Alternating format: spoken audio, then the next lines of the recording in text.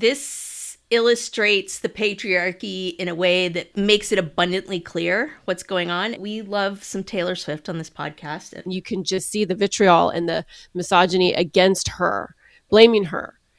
I just think she's such a role model for young women and women our age.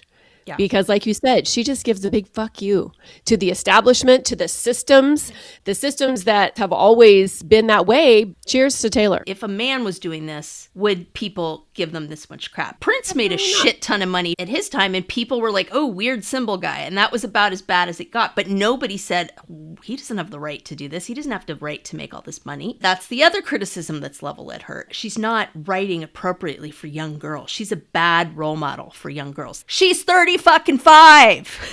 Right. Okay? She's not scoring Romper Room soundtracks, people. Get over it. She's allowed to be a full grown-ass woman. It's a really easy kind of metaphor to understand how insidious this stuff is and how it makes us feel like we shouldn't do anything that we want to do. Hear, hear.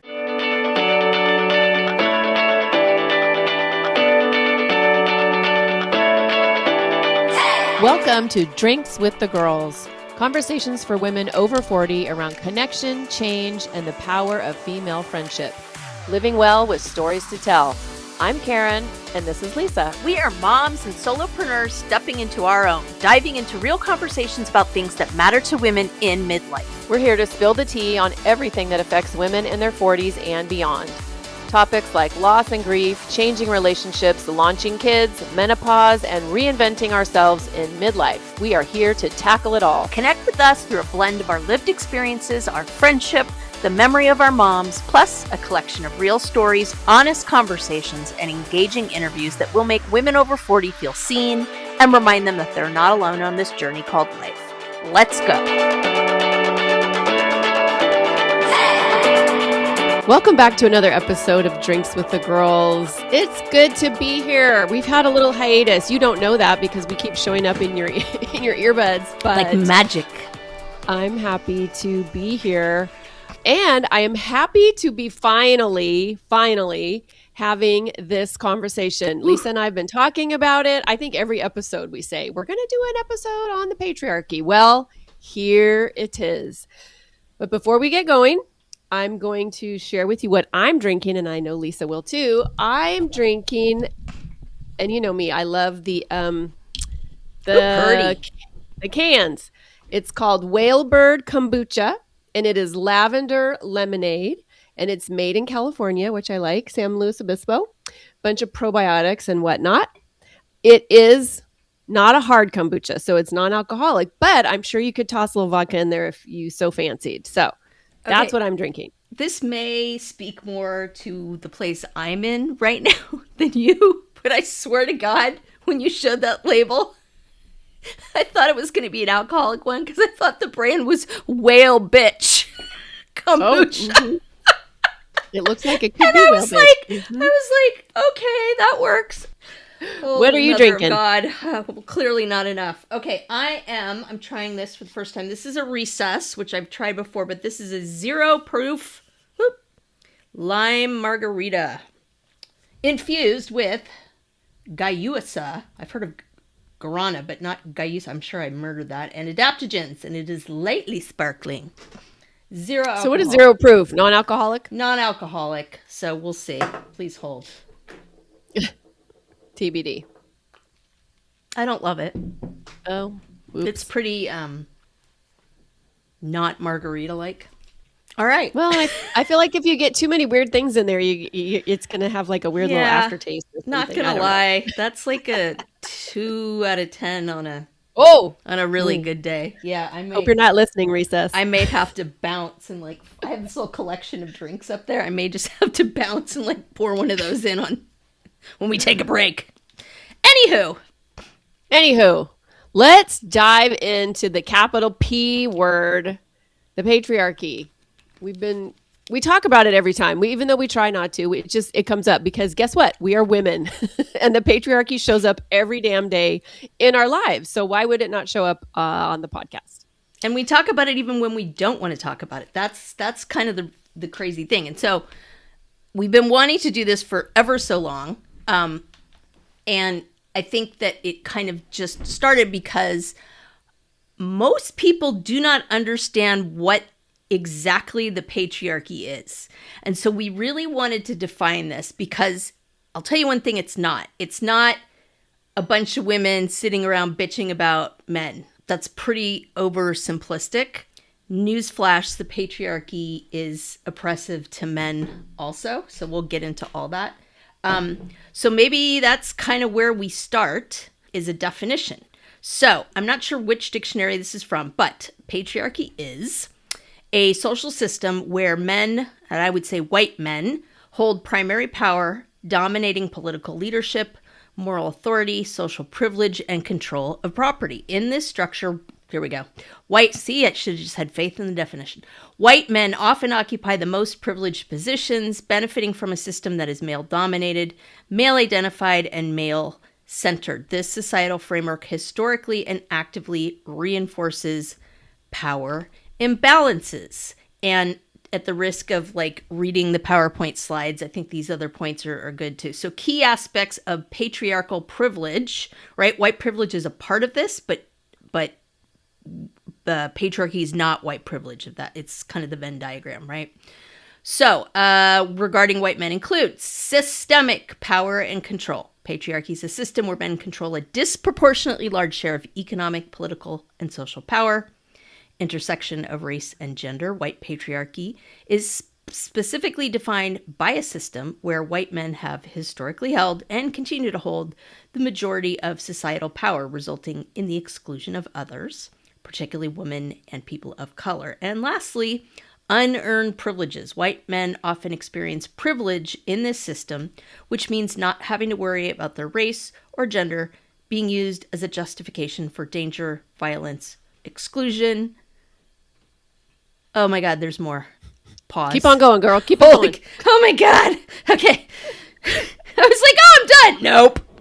As we pause, let me just say, don't let this scare you off. If you're listening to this podcast, you're on your walk or you're on your drive. Like, Jesus Christ, I just wanted a nice distraction. What the hell, you guys? Right? You're used to our funny banter or our light combos or whatever.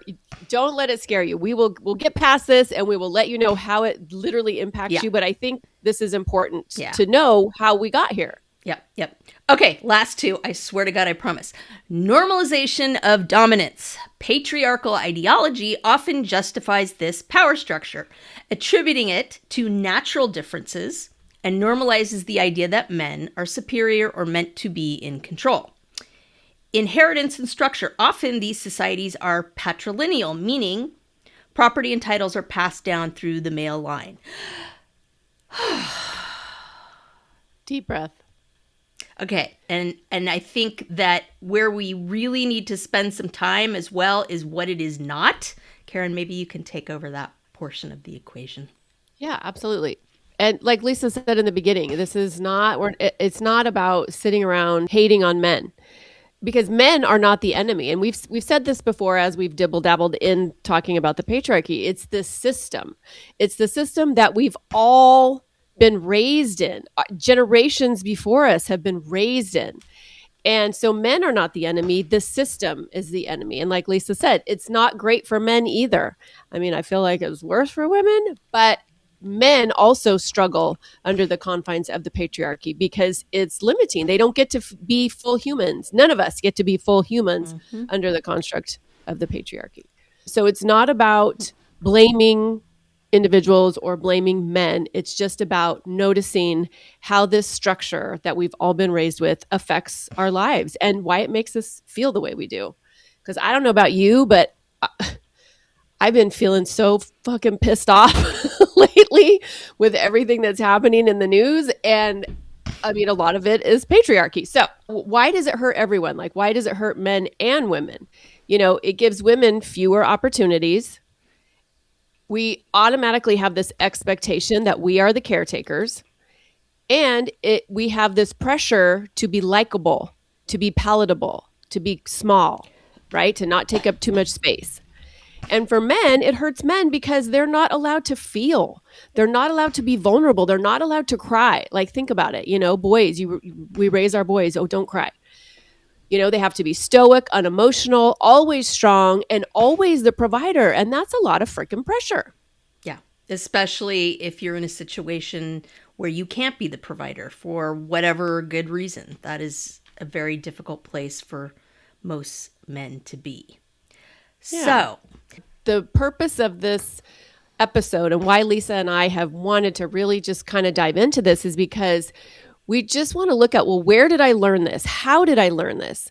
And do I still want to live by it? Yeah. Just awareness, I think. And, as always, like we like to do on Drinks with the Girls, just bringing it out into the light, like having the freaking conversation. Yeah. Because I think one of the most insidious, it's not a deciduous tree. I can speak. It's been a long day. Y'all just bear with me. Insidious. Hey, I can spell and vocab and it's so fun. Holy mother of God. Insidious aspects of this is that a lot of times you aren't aware of it. And so you're just constantly being gaslit by yourself and everything around you, where it's like, no, it's not a problem. What are you talking about? Like, why are you making such a wave? Like, what's your deal? Like, what's the problem? And that can be incredibly challenging. So we have a case study for you, because I think this illustrates the patriarchy in a way that probably, I think, makes it abundantly clear what's going on. And so we love some Taylor Swift on this podcast. I am a massive Swiftie. Karen is positive about Taylor Swift. Yeah. Karen's more of a baby Swiftie. She likes her, but she's not like obsessed, kind of like I am, slightly. So and she is lover or lumper. She has taken a lot of heat over the past few years. My husband and I have massive conversations about it. Some people say, she has too much money, right? There's a lot of criticisms about how kind of she's done things.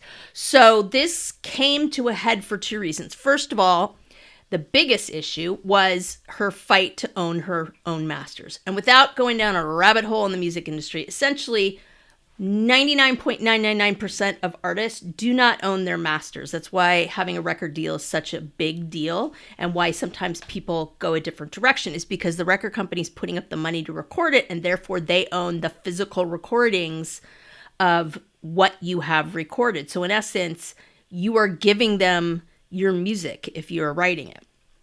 And so she had specifically told the person that had the rights to her masters, Scooter Braun, that she wanted the chance to buy them back, and thought he had understood that. And then the time came and he sold them out from underneath her. And she was devastated.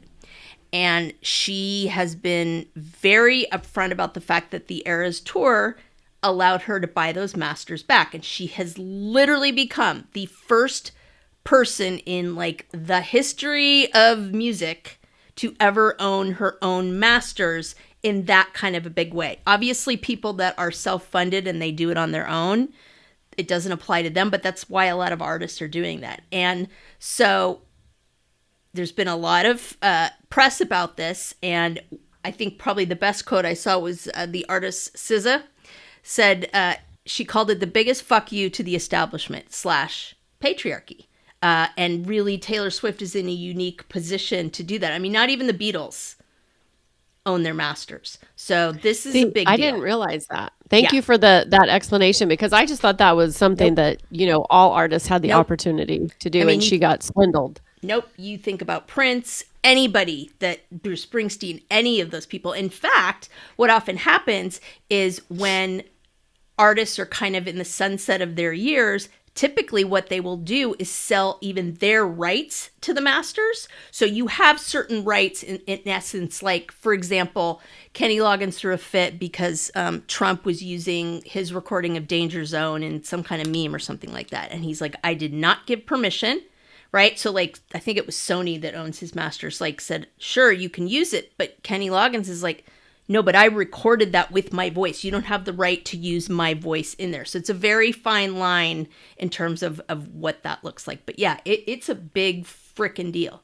And so that is a very good example of what power and privilege do. And there was a lot of talk about like, she's, getting too uppity, she's making too much money. She doesn't need to make all that money. And she turned around and went, fuck off.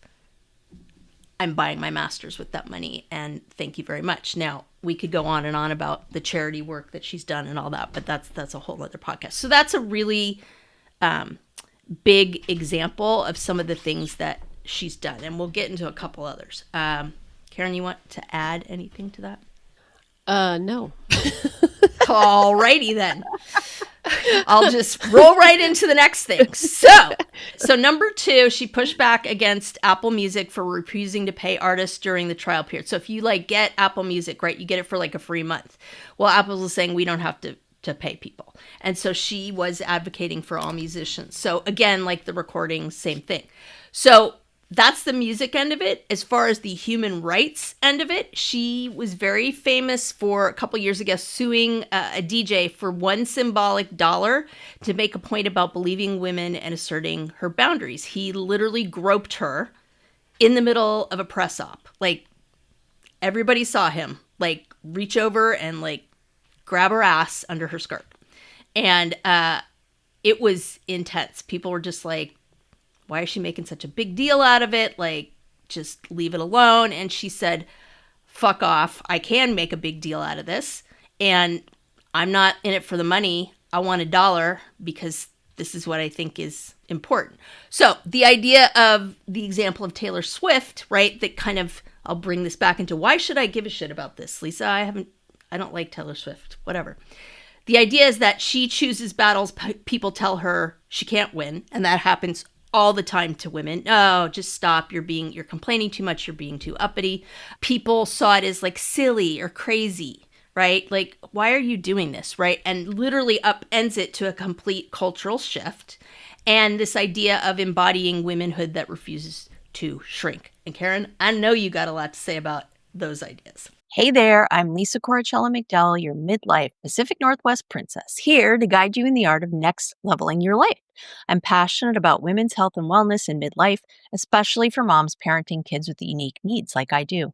I truly believe we can learn, grow, advocate, and care for the planet while taking care of ourselves and our families. And I'd love to help you do the same. And I'm beyond excited to tell you about my membership for maxed out mamas just like me, the Empowered Parent Collective. It's a space for parents to confidently advocate for their kids, build inclusive communities, educate themselves, and find balance and support along the way. To find out more about the Empowered Parent Collective, my classes, wellness offerings, parenting tips, advocacy resources, and exclusive Drinks with the Girls goodies, head to nextlevellifewithlisa.com. Let's survive and thrive in the messy middle together. Those are the themes, I think that really resonate with midlife women.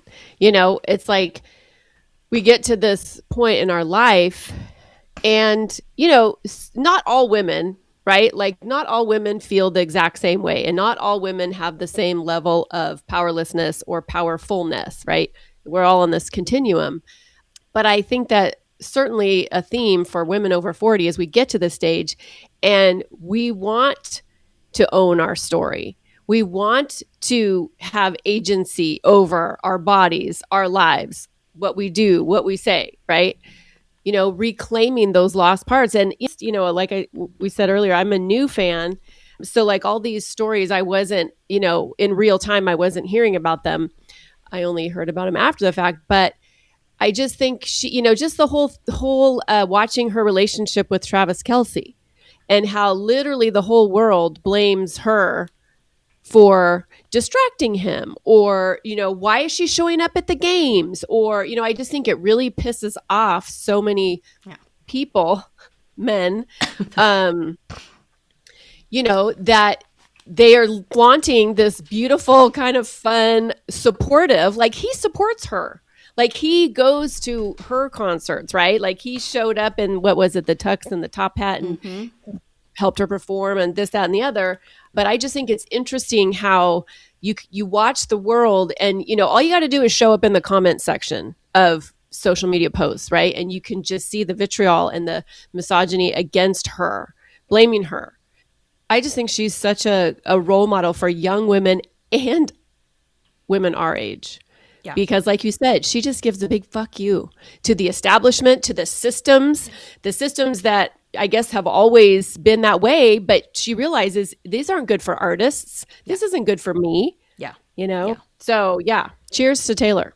And I think it makes it, this is a big mirror that we can hold up, right? She's really shining a light in a mirror, if I can mix my metaphors. So, for example, something you just said, Karen, about her showing up authentically.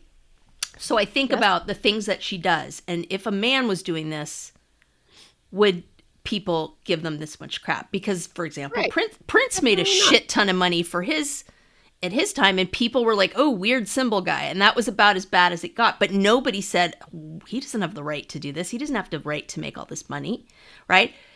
And I question whether or not then that's the other criticism that's leveled at her is, well, she's not writing appropriately for young girls. She's a bad role model for young girls. That's a big thing that I think people on the right tend to level at her.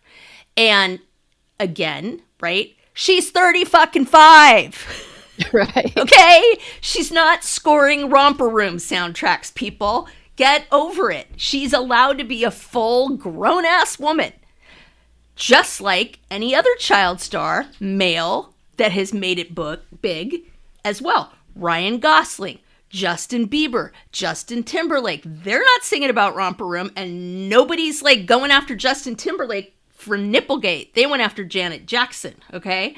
So again, I think that the reason we're kind of using this example is because it's a really easy kind of metaphor to understand how insidious, see, I remembered, this stuff is and how it really comes in and makes us feel like we shouldn't do anything that we want to do. Hear, hear. So listeners, if you're out there and you're thinking, well, okay, I kind of see where your guys are coming from, but how does the patriarchy really affect my life? Like, I see how it affects Taylor Swift, you know, and she's out there because she's in the public, but how does the patriarchy literally affect us in our daily lives? And I think a lot of times also when we hear the word patriarchy, we think, oh my God, they're these raging feminists, you know, that's a bad word, the F word, right? Oh yeah. And they're just, oh, the patriarchy this and the patriarchy that. But I mean, it's literally this system like we talked about earlier, but also it's like we've been drinking the water. Like it's, or no, what's that saying where it's like you're in the pool, you're swimming in it, you're drinking it. Like nobody can get away from it, men or women, because it's it's baked into our society and how we're raised. So what does it look like? You know what it looks like, which this pisses me off so much when I think about it. It's when little boys harass little girls and people say, oh, he likes you. Right? Oh God, that burns me. Right? It's girls be seen and not heard. Right? That was a big, when we were growing up, that was like a big thing. You need to be seen and not heard. And maybe not just girls, kids in general, I think. But certainly, you know, boys were allowed to be rambunctious and loud and angry, but we weren't. No. And then it translates, you know, as we get older, it translates into like economic dependence. You know, men are supposed to go out and, you know, be successful in the workforce, and women are supposed to be the ones that are taking care of the kids. And then thanks to the 80s, taking care of the kids and having a job, right? The emotional load, the mental load that women have been expected to carry is like backbreaking. And it's so amazing that now we are finally talking about it, and we can put a name to it. So women can go, oh my gosh, no wonder I feel fucking exhausted. Yeah. Yeah. You know, and it's like men aren't allowed to have feelings because of the patriarchy, but then the women have to take care of the men who aren't allowed to have feelings. Yeah. Yeah. It's very much this like the worst sitcom you've ever seen kind of roles where everybody is just like shoved in these boxes. And God forbid anybody wants to step out of that box. Oh, no. The society and the patriarchy are going to shove you right back in that box. Like Karen Van Voorhees, when she's been our resident CFP, financial planner, was talking about, you know, how heartbreaking it is when she sees these women that are older at this point, and maybe they've gotten a divorce, maybe their husband has passed, maybe whatever, and they've just kind of left it all to their husbands, and they don't understand it, they don't know what's going on, and they come to her just just devastated because they don't have access to this knowledge and they're expected to demonstrate it for one reason or another. Their husband passed away. They're getting divorced, like whatever. And she's just like, please, I know this stuff can be complicated, but I beg of you, like, do not cede your control and authority to even a benign dictator, right? Like most of these women, you know, they were like, great, take it over. No problem, right? Fabulous. And this big relief. And it's really, again, giving away some power, and it might be distasteful, right? Like, I don't want to friggin' do the taxes, but if I don't at least take part in something, then I'm participating in my own marginalization. Yeah. And sometimes we do it and we don't even know we're doing it. Totally. But it's like, once you know, you can't unsee it. Yeah.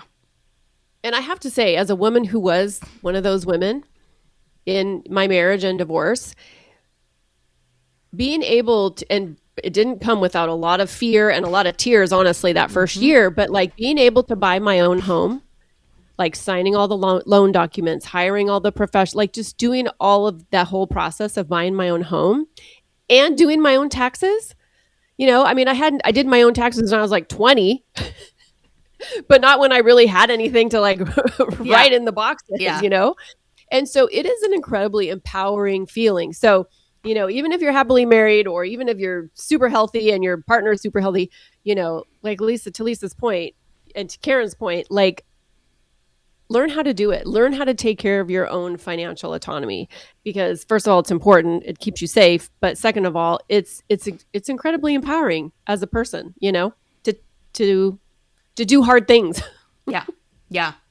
And I think this speaks to, I mean, whether you're Taylor Swift or whatever, that's the other thing the patriarchy does, is it makes you, like I said, stay in those boxes. Like, God forbid you want to get a divorce, or you're unhappy in the marriage, or you want to switch jobs, or you want to leave your job and stay home. Like, whatever that is different from the box that you were put in.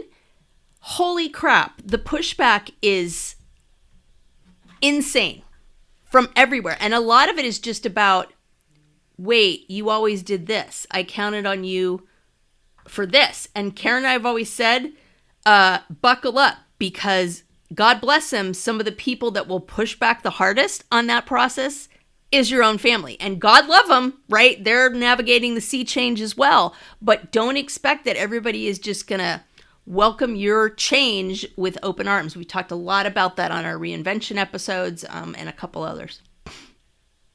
Well, and I think also, not only do you get that pushback from people outside of yourself, the people closest to you, you also have to believe yourself that the change that you want, that you're worthy of that change, whether it is a new job, whether it's asking for a raise, whether it's getting a divorce, whether it's having a hard conversation with your partner, you know, talking to your parents about whatever their situation is. You know, it's like our conditioning, because of the patriarchy and the messages that we tell ourselves about what we're allowed to do and what we're allowed to want, you have to literally rewire your brain. So I knew for years that I wanted a divorce, and I had to go through so many mental gymnastics in order to finally believe that I was worthy of wanting a divorce, of wanting something better, of wanting a partnership that I felt alive in, right? And so I think, yeah, not only is it hard to combat the pushback we get, but it's also combating our own thoughts and beliefs about what we're even allowed to want. Yeah. I was listening to, I think it was on TikTok or something, but Michelle Obama was being interviewed by, I think it was Stephen Colbert. And he was talking to her about that famous quote where she was at a Democratic convention. I think it was the first election of Trump. And she was saying, when they go low, we go high. Right? And Stephen Colbert, who of course is hysterical, he's like, so checking in on that statement, like, how are we doing? Because I'm just saying the bar for low, it's pretty low. It's pretty damn low. And was basically saying, like, are you saying that no matter how low someone else goes, you should always take the high road? And she was very specific, and I loved her explanation. She's like, I'm not saying ignore it. I'm not saying just let it all go, like, duck water off its back kind of thing. That's not what I'm saying at all. What I'm saying is no matter how low people go, do not let go of your morals, your principles, the things you believe in, the things that you know are right. And I was like, that is such a fantastic interpretation of that. So I thought that was pretty cool. I love midlife Michelle Obama. Oh, hell yeah. She's awesome. And now that she's not the sitting president's wife, she's like her not showing up for the inauguration. I mean, yes, queen. Yeah. My name is Karen Shatafian, and I am a shameless coffee addict and empowerment coach for women, and my love language is authenticity. My mission is helping women unapologetically design a life they're in love with. Because what the hell are we waiting for? My website, KarenShatafian.com, has all my coaching packages and free offers like my Midlife Reclamation Guide. In it, you'll find tools to help you decide how to create the most inspired and empowered version of yourself and your life. You can find me on Facebook and Instagram talking about ways women can show up for themselves after decades of showing up for everyone else. Join me as we throw off the shackles and live our best freaking lives. See the show notes for all the details. Cheers. I just think, yes, seeing women, whether it's Michelle Obama, whether it's Taylor Swift, there's hundreds of other women that we could, pull from the headlines that are putting up the middle finger to the patriarchy. Yep. Because I think we finally feel like, first of all, that we're allowed to. And that second of all, we're at this, when you get to this stage in life, you don't give a fuck as much anymore. And guess what? Those of us who are raising daughters or have nieces or young women in our lives, it's important that we bring this to the light for them so they don't grow up in the same boxes that we did. We give them an out. Mm-hmm. And again, I think it's important to always go back to this system of patriarchy, right? Again, we haven't really dove into this much, but I swear now is a good time as any, right? The patriarchy over-indexes on people of color, LGBTQ people, all of that, because again, they are wanting to be outside of the box. And so that is very difficult for this system to, accept. I mean, my God, just look at all the hullabaloo over, bathrooms and what gender you put on your frickin' passport. Like, it's been a big deal. So talk about wanting to draw outside the lines and be who you are no matter what. I mean, whatever you think of LGBTQ people, the bravery and the courage is absolutely stunning, in my opinion, whether you agree with what they're doing or not. Yeah, I mean, it's all about control. Mm-hmm. It's all about control, and anybody who wants to kind of buck the system or anybody who wants to push back has to be kept in control. And that's what the patriarchy is built for. Yeah, there's no collaboration within the patriarchy. There's no equality within the patriarchy. And I just think, just sitting back at this stage in life, whether you're in your 40s, your 50s, your 60s, beyond, even younger, maybe you're a young woman listening to this, maybe you're an older millennial, and, just look at where the patriarchy is showing up in your life. Like, where do you feel like you're not in control of, the roles and the things that you're doing, and look at what do you want to keep and what maybe do you not want to keep? How often do you say no when what am I trying to say? How often do you say yes when you mean no? There we go. There it is. Yes. Thank you. My brain was fixated on no. As discussed ad infinitum in our second most popular episode ever, no is a full sentence. So some of the themes, right, that this brings up and that may resonate with you all, again, with this idea of like, have Karen and Lisa gone off the deep end with this Taylor Swift metaphor? So think about it in terms of this. Do you feel comfortable owning your own story? Reclaiming parts of yourself that you don't feel like you have access to anymore? Standing firm in your boundaries. We've all had a front row seat to my psyche going through this process with my therapist as I've been overly upfront about that and my journey with that. So I'm there for that. Not apologizing for wanting more. Like, God forbid, right? It's not seemly to want more. You don't, right? How much money should you have? Like, all this stuff about that. Why can't Karen? I know you went through this with your divorce. Like, to the naked eye, to the outside eye, my life is fine. Who am I to want more? How dare I look all this good fortune in the face and say no?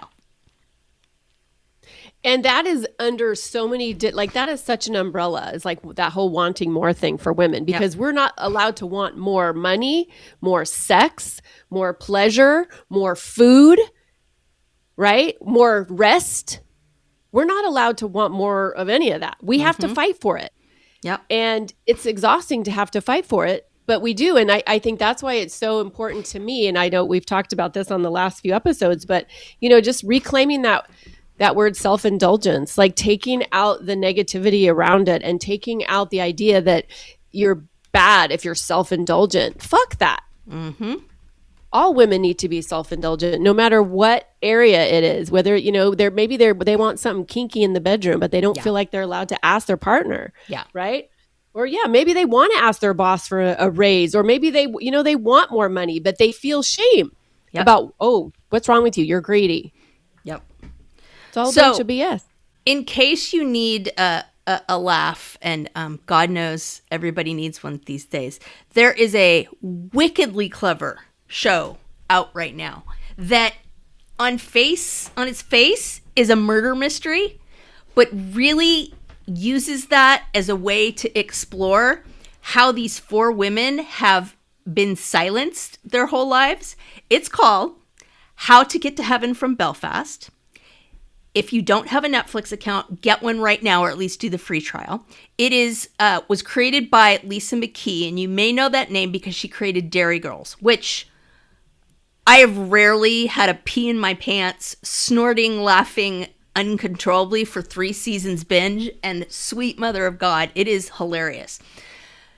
So it's by her, and essentially it's this idea that the 3 friends are reuniting after the death of one of these old classmates, and they get further and further down this rabbit hole. But what it means is they have to leave their old lives behind to do this, and they keep trying to go back to them, and this thing just keeps pulling them there, right? So one has left her girlfriend of many years and is trying to figure out her life.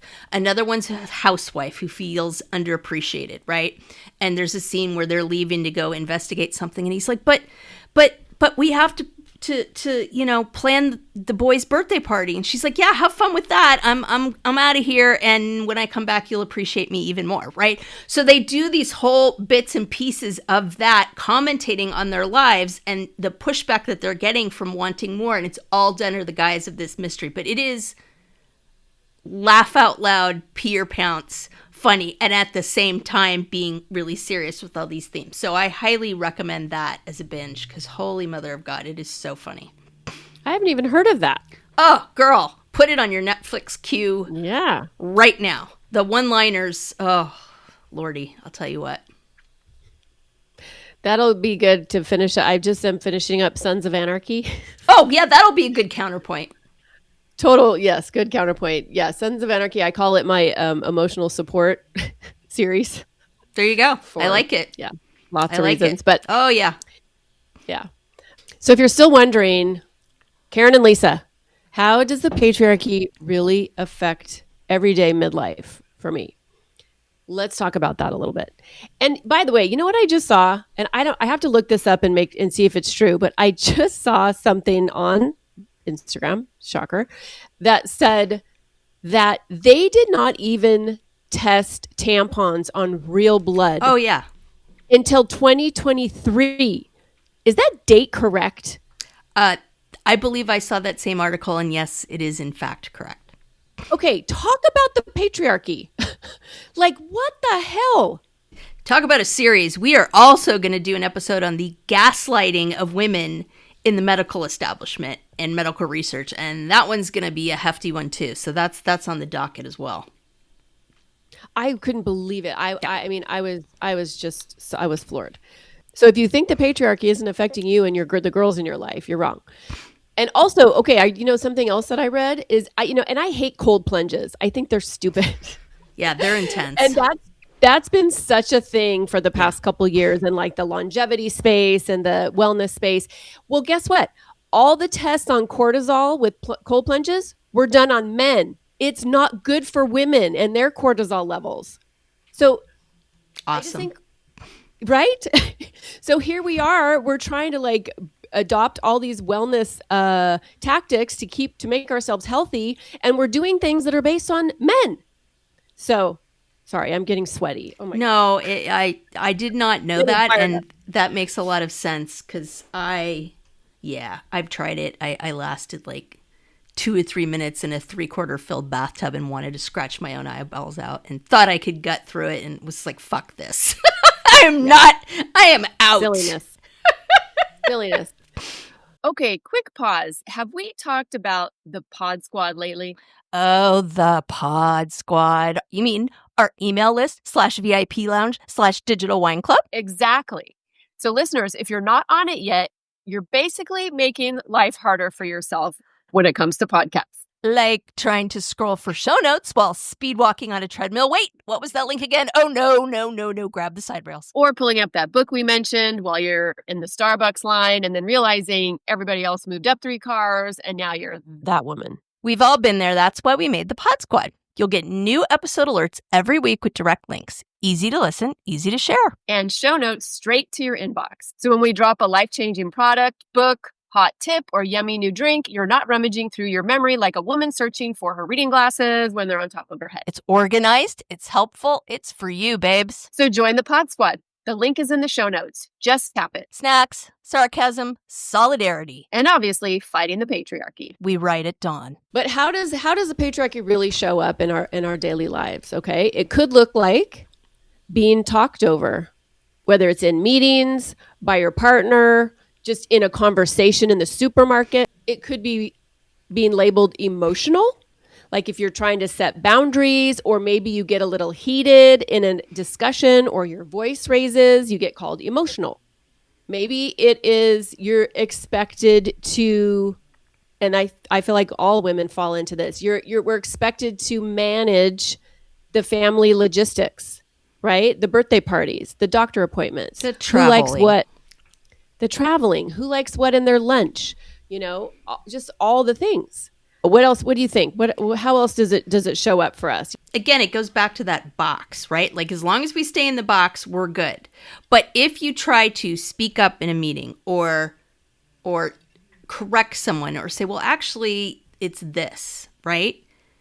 You were instantly like, well, how do you know that? And what's your proof of that? And da-da-da, right? And I tell that story of back in the day working for Warner Brothers when we were producing Friends and being at this huge board meeting table and all these like bigwigs are in there. And one of them spills the coffee. And literally myself, the only 2 females in there were me and this senior vice president. And the men are off doing their thing. And we're like frantically mopping up the coffee so it doesn't get on everybody's computers. And we just looked at each other and we were like, the fuck, right? And here we go. Like, it doesn't matter what your title is. You're mopping up the coffee. And the guys are like, yep, we're good. Whatever. Right. So basically, anytime that happens in work, in life, that you aren't signing up for the journey. And I mean, really signing up for the journey, right? This isn't like, okay, well, it's fine. I'll go along with it. Like, it's okay. When inside you're like, why am I doing this? But here's the good news. There is good news. Thank God. I know. We need some good news. And there is good news. The good news is we are in midlife. We are women in our 40s, our 50s, our 60s, and we are drawing that line in the sand and saying no more.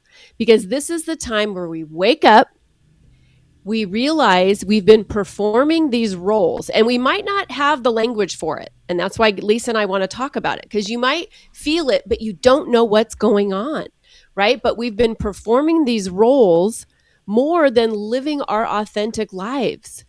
We're so busy taking care of everybody and doing all the things for everybody. And we're glad to do it. We love our people, right? But we've been conditioned that it's our duty.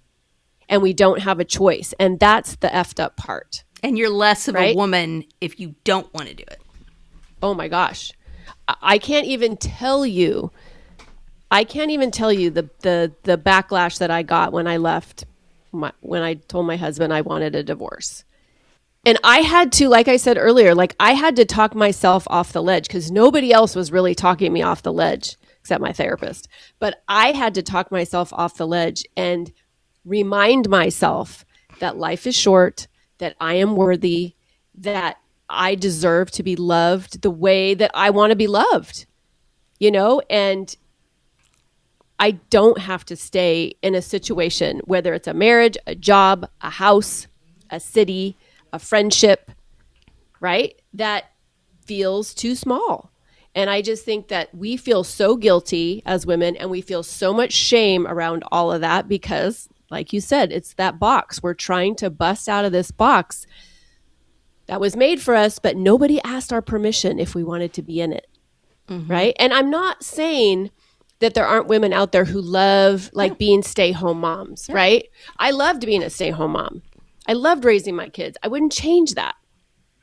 But it's the not having the options, and it's the feeling that we don't have a choice and that we just have to go along with these roles and these expectations without any pushback. Yeah. And guess what? When we start breaking free of that, others benefit as well. So for example, here's just a few nuggets about how dismantling the patriarchy helps men too, right? Men get the freedom to get out of their boxes, right? They get freedom to rest, ask for help. Talk about gaslit. My husband hates to ask for help because he feels like people are going to judge him. Redefining masculinity, no more toxic masculinity and bro culture, awful, gross. More balanced partnerships and emotional intimacy. So basically, this all breaks down to a world where everyone gets permission to be fully human.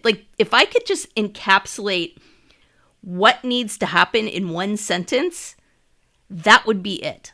And that's what we should measure all of this by, right? Is this something that is not giving me permission to feel fully human? And then you've got a pretty good litmus test that the patriarchy is involved in that. And I think that men almost have it harder than we do when we get to this in a lot stage of ways. in life, because we have female rage. We have years and years of pent up rage. And I think that men, they've been conditioned to not feel, it's not masculine to cry. Yep. And so I think for them, it really shatters their whole identity or their whole idea of what a man is and what they're supposed to be. And so I think for men that can really start to confront the patriarchy, I think that's where real healing for everybody can begin, men and women. Yeah. I mean, I think about my husband right now. I mean, he's going through a rough time. He cannot work. He is on disability. And, it has been difficult for a lot of reasons, but not the least of which is he's I just feel like the biggest loser. I can't provide for my family. I can't do things that I should be able to do. I can't even put this together. What's wrong with me? And to a certain extent, I'm well, this part of your brain is fried that used to be able to put things together, right? And I can be logical about that with him, but he still really struggles with that idea. And, I can't say, it's going to get better because in his case, it isn't. So I think, we're not just oh yeah, it's okay for men too. We're not just kind of throwing that in there to look at both sides of the story. It is real for sure. And in terms of how it affects minorities, look no further than the episode we did with Brie Martin on allyship and listen to how she talks about the patriarchy being a system that will take us all down, in her words. It is chilling when you hear that.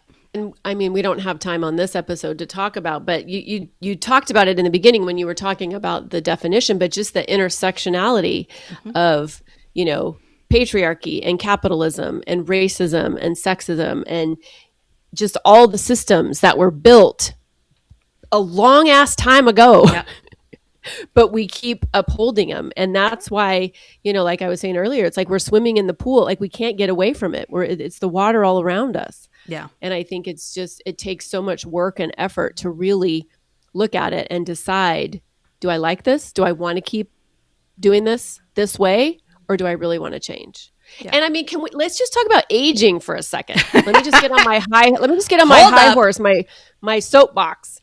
Because the patriarchy is also involved in all the anti-aging bullshit that we are fed. We are not allowed to age. We're not allowed to have wrinkles. And the patriarchy wants us looking like young girls, right? We don't want to show age. It's basically anyone that doesn't look like a friggin' Victoria's Secret model is discarded and not worthy of anything. There it is. Right. And I mean, and think about it. Like, we spend so much money, time, energy criticizing ourselves and beating ourselves up for doing something naturally. And it's because, guess what? We get more powerful as we get older as women. And the patriarchy doesn't want us to do that. So they want us to think that there's something wrong with being a 57-year-old woman or a 64-year-old woman or an 82-year-old woman. Yep. Yeah. Okay, I'm done with that. We know that there's more to talk about because this is a big old meaty ass topic. But for now, we are going to put the patriarchy in a jar on a shelf far, far away. So, Karen, what do you want our listeners to take away from our discussion so far today? Oh my goodness gracious sakes alive. First of all, I want you to stop gaslighting yourself, because the patriarchy loves it when we gaslight ourselves and we question. We have these inklings, we have this intuition, we have these dreams and desires and passions inside of us. And when they start to bubble up and come out, and if we feel like they're too much, or if we feel like somebody's going to have some feelings about it, or if we feel like we're not worthy, the beliefs and thoughts in our head tell us to push it down. So I want women to stop gaslighting themselves about what they really fucking want and what would make them feel really good in this lifetime, right? It might be still, really leaning into that role of taking care of your people, right? That's valid as well. But take care of yourself equally. Do the things that make you feel good equally as much as the people around you. Yep. That's one thing. I'll have more, but what about you? Okay. So I think my big one on this is, if you get pushback about something, ask yourself, do you really deserve the pushback? Like, would a man get this kind of pushback? I know I'm like obsessing about Taylor Swift in this episode, but I just feel like there's a lot of concrete examples. So one of the big ones, for example, is that she's stacking the deck when it comes to charting on the Billboard charts because she does different versions of her albums. I'm not talking about the Taylor version stuff. She does these limited edition pressings of her records in like different colors and different things. And she sells those, they pre-order for fans. And so rather than being praised as that's really innovative, that's such a cool business strategy, people literally say she's stacking the deck. She has an unfair advantage because she's doing all that. What? Like, again, if Bruce Springsteen did that, if frickin' Ed Sheeran did that, nobody would friggin' bat an eye. They'd be like, that is such a genius move. That's so cool. She's really like, making her fan base into super fans, and they want these commodities, and what an innovative way to do it. Oh no, right? So think about it, right? What is your kind of metaphor for that, right? What innovation have you come up with that is a really good idea, but people are pushing back on it and trying to make you feel less than? And I know you're questioning yourself right now because we all do it. So my question to you is, are you gaslighting yourself? Are they really right? Because I think it deserves a long, hard look. Because I'm telling you, 9 times out of 10, you are being innovative. 9 times out of 10, it is a creative way to solve the solution. And people are pushing back hard because they feel threatened by it. So stop gaslighting. As to Karen's point, but with a little twist. I cannot tell you how much pushback I got when I wanted to start my coaching business. It was ridiculous. And I had to keep pushing back equally as hard because I knew in my gut it was an important thing to do. And I wanted, the other thing I want women to do is I want you listeners to normalize for yourself wanting more, whatever it is you want, whether you want more pleasure, more ambition, more sex, more naps, more money, more fucking chocolate cake, whatever it is. I'm picturing the protest signs, need more naps, naps for all. Right? I could get behind that. Hell yeah. Right. Yes. So normalize whatever it is you want, normalize it, because you would not have that want, that desire, that passion inside you if there wasn't a way for it to come to fruition. Right? It was put in there divinely. So don't listen to the systems that were built to keep us small. Listen to your gut, listen to your heart, listen to your intuition, and normalize wanting more. Yeah.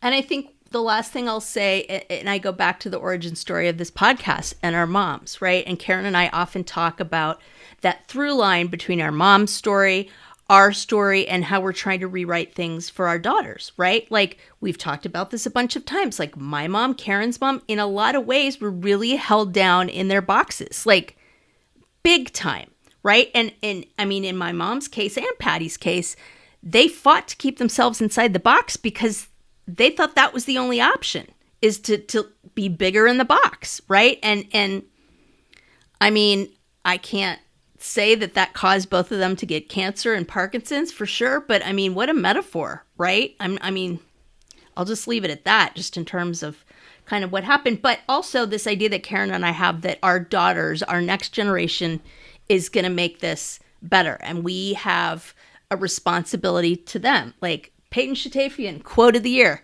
I want to be loved every day, not just on Valentine's Day, right? Right? And my daughters had some choice ones too. So I think that, I mean, that really, truly, in a nutshell, is a big reason why we're so passionate about this topic, is we have seen that happen in our lives, and we both feel a responsibility to our daughters, to our listeners, to the world, really, to kind of slap people upside the head and say, no, you need to pay attention to this. This is a big deal. And yes, it is part of it. And you may not like that it's part of it. And you may be perfectly happy in your roles. And that's fine. We're not saying everybody like has to stop baking sourdough and frickin' picking up carpool. Like that's not what we're saying at all, right? Like go with your bad self. But make sure it's a choice that you want to make. Make sure it's not something you think you have to do because you have no choice. And while you're picking up carpool and baking sourdough, make sure that you are up to date on your finances, that you are involved, that you are taking care of yourself financially, educating yourself. We've got you on that. Like, don't stress about this stuff. Like, we always try to bring, as you know, those topics and stuff that we feel like you need to be aware of and need some help with. So again, as we've said before, if there's a topic you'd like us to talk about, like this is happening, I don't know if it's a patriarchal thing, but it doesn't sit right with me. Like, what do you guys think? Like, we're not experts, but we'll dive into it and do the research or get a guest expert to speak about it. Like, we're totally down with that. So everybody head to drinkswiththegirlspodcast.com. That is all the juiciness from how to join our email list, the Pod Squad, to there's a one-pager that I always stick in there every month that just gives you a quick synopsis of the latest episodes so you're not scrolling through like crazy Apple Podcast stuff. It's an easy way to get a hold of us. You can read some of our reviews, just all sorts of different things. And it's a really easy way to be able to contact us rather than trying to dumpster dive for stuff. So drinkswiththegirlspodcast.com is our website. Love people to go there and give us some feedback. Karen, is there anything you want to add?